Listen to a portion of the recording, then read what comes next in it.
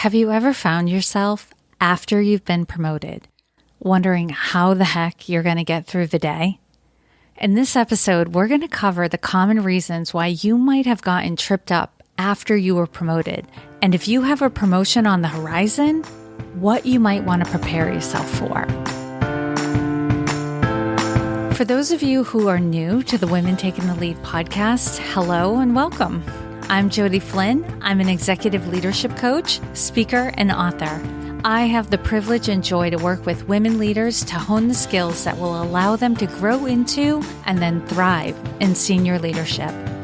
My specialization is working with women who are still stabilizing after their last promotion and those who are preparing for the next one. I'm the current president of the board for the Maine Women's Conference and find myself working primarily from Norfolk, Virginia, and at times from Massachusetts and Maine. If we are not already connected on LinkedIn, please send me an invitation to connect. You can find me by putting Jody Flynn in the search bar. It's JODIFLYNN, or going directly to linkedin.com/IN/Jody Flynn. Add a note to the invitation letting me know you're a listener of the podcast. I would love to connect with you and get to know you better. If you've been listening to the Women Taking the Lead podcast for a while, you know at the end of May 2021, I announced I was going to take some time to process all of the changes that had been taking place that last year. Well, it turned out there was not only a lot to process, there was a lot to do. And as of the day I'm recording this, it is now February of 2022. Didn't see that coming. I joined a business development program in the summer. I had a slew of speaking engagements in the fall, and the Maine Women's Conference 2021 was in early November. By the time I was coming up for air, the holidays had hit and it was time to plan for 2022. I am done deep processing for now, and I'm ready to jump back in and share with you the insights I've gained and the changes I've made. This leads me to why I asked the opening question in this episode. It was, have you ever found yourself, after you've been promoted, wondering how the heck you're going to get through the day? Last year around this time, I had a conversation with a genius friend of mine, Christy Mims, about my business. Christy has 2 coaching businesses and has been earning 7 figures from her businesses for several years now. In her business and podcast, Coach Pony, she trains and guides life coaches to get their first 10 clients and then build their businesses up to 6 figures. For context, life coaching is considered to be the most difficult area of coaching to make money in, and Christy and her coaches have a lot of success despite the bad press. Because of this, I value her perspective when it comes to the business of coaching. Christy and I were chatting about the lack of traction I was getting with my marketing efforts, and she kindly pointed out to me something I knew but didn't want to confront. You ever had that experience? I was trying to talk to women working in 2 different arenas at the same time in my marketing. In my emails, on my podcast, and on my website, it wasn't clear who I was trying to reach. I love working with women who are small business owners and have a smallish team helping them achieve their goals, and they have plans to continue to grow their business. I also love working with women who are leaders within organizations who have achieved mid to senior level leadership and have the potential to take on greater responsibility in the organization. These 2 women have the same personality, overachiever with a touch of people-pleasing and a desire to have a great impact. But their work dynamic is slightly different and they use different language to talk about their work. Trying to talk to both of these women at the same time was causing me to water down my message, and I was being vague. Christy spoke out loud a thought that had already been kicking around in my head. She told me directly, pick one. I felt angst. The whole reason I had been avoiding this thought in my head was because I hadn't wanted to pick one, but I knew she was right, and I knew who needed my support the most. After 2020, I started to get more inquiries from women who were working within organizations who were wanting some support for one reason or another. Most of them had been given a promotion either right before or soon after the pandemic started, and they were still trying to adjust to all the changes. Several women said something to the effect of, I haven't been able to get my feet under me since getting promoted or since the pandemic started. I made the decision to focus on women leaders within organizations. This meant making some changes to my business. I became a certified woman-owned business through WeBank. I updated and created marketing materials, and I created the Leadership Operating System quiz to help women within organizations identify areas of opportunity and how they were operating as a leader. It has been a little scary making this pivot, but I am all in. It was very similar to taking on a new role at work. There are several changes, but it's exciting and it's rewarding as well.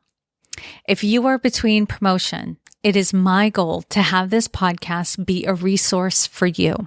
It's also my goal, if you need more than a resource, to let you know how you can work with me and how to have your professional development covered by your employer. I'll have an episode coming out soon about this, and we'll also have resources on my website as well. Now let's dive into 2 common reasons you might get tripped up after a promotion. These reasons are around your identity and how you think you contribute value. What I find with my clients is that even though there may be some technical aspects of the role they've been given that they need to train up on, these are not usually the areas that cause them to feel unsteady. Or they might be getting tripped up by the technical responsibilities of their new position because of the growth that is required around identity and how they bring value. If you haven't yet shifted your identity to operate at the level of leadership you are in, or if there's a story you have about how you contribute value that is not in sync with your current responsibilities, it will show up in how you lead in one or several areas of leadership. This will make your work more difficult, and over time, it will wear you out. You'll start to question your ability to lead others, do your job, or even function in other areas of your life. I developed the Leadership Operating System quiz as a way for you to quickly identify where you could focus your developmental resources for free. You only have so much time in the day, and knowing exactly where you need to focus some extra attention will save you time and energy. This quiz will also be a nice pat on the back to see that you're getting a lot of things right. Just a few tweaks need to be made in how you approach your work and the people who surround you. The Leadership Operating System quiz allows you to assess your effectiveness in leading others, leading yourself, your ability to influence, managing your energy, and your communication skills. Go to womentakingthelead.com/quiz to find out more and to get your free report. Let's dive a little more deeply into identity and value contribution. According to Psychology Today, identity encompasses the memories, experiences, relationships, and values that create one sense of self. This combination creates a steady sense of who one is over time, even as new facets are developed and incorporated into one's identity. Your identity answers the question, who am I? Or more pointedly, who am I in relation to what's going on around me?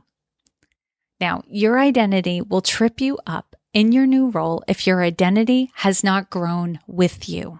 Ideally, your identity will have grown to encompass your new role before you took it on. I had a previous boss tell me that she and the other leaders deciding on promotions knew I was ready for my last promotion because it became apparent that I started thinking more globally in the organization, which was required for the role that I ultimately took.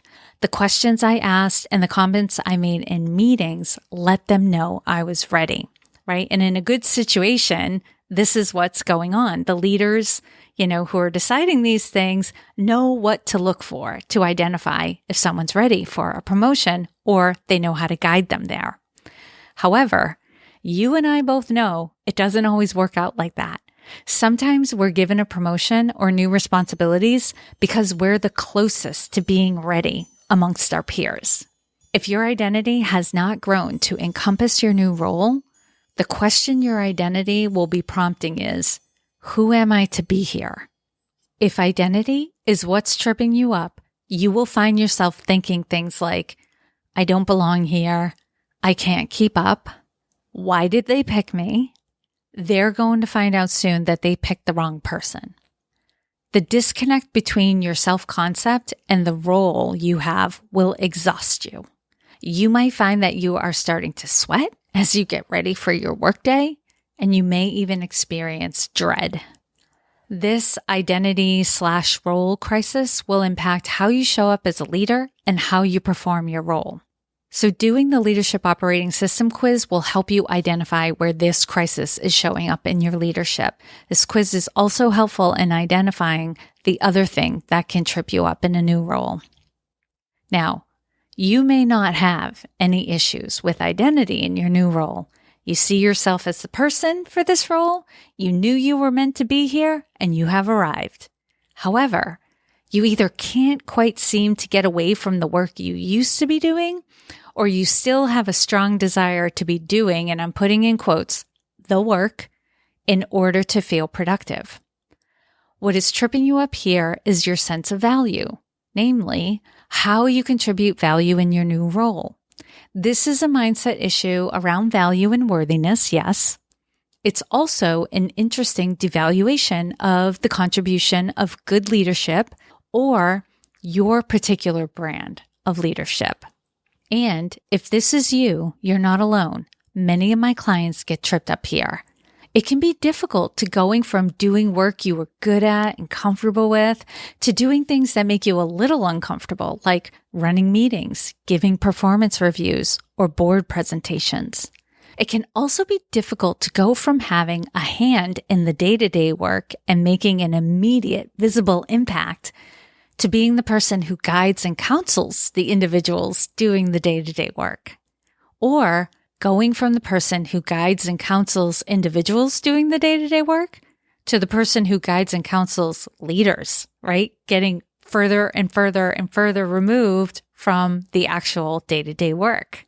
You are now impacting more people and through them more work overall, but your perception of the situation may prevent you from realizing your guidance and counseling is having a bigger impact than the day-to-day work you used to do. Each role change requires a new mindset shift around your identity and how you contribute to the organization as a whole. If you are struggling after your last promotion, this is where you want to focus. And if you are aspiring to your next promotion, this is where you want to prepare yourself.